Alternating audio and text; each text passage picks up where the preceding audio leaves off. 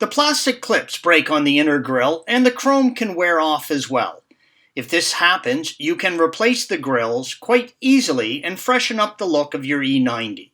The upper grille trim piece can also be replaced and are held in by a few fasteners. Begin by opening the hood. Working below the front of the hood, remove the 6 T20 torque fasteners. Then remove the upper radiator grille trim piece.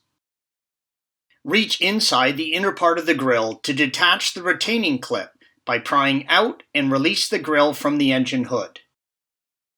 This photo shows the tab, green arrow, you have to pull to release the grille from the front bumper. Once the clips have been detached, remove the grille from the engine hood by pulling straight out. If the clips re-engage or become snagged, you may have to release them again.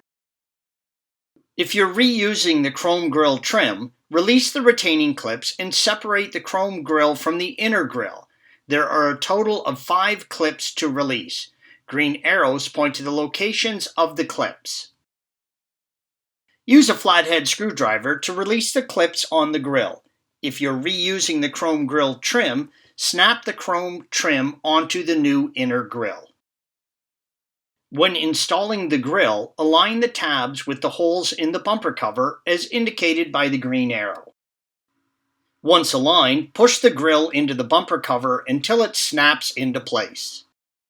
Thanks for watching. Click here to view the original article along with hundreds of other DIY content for your car.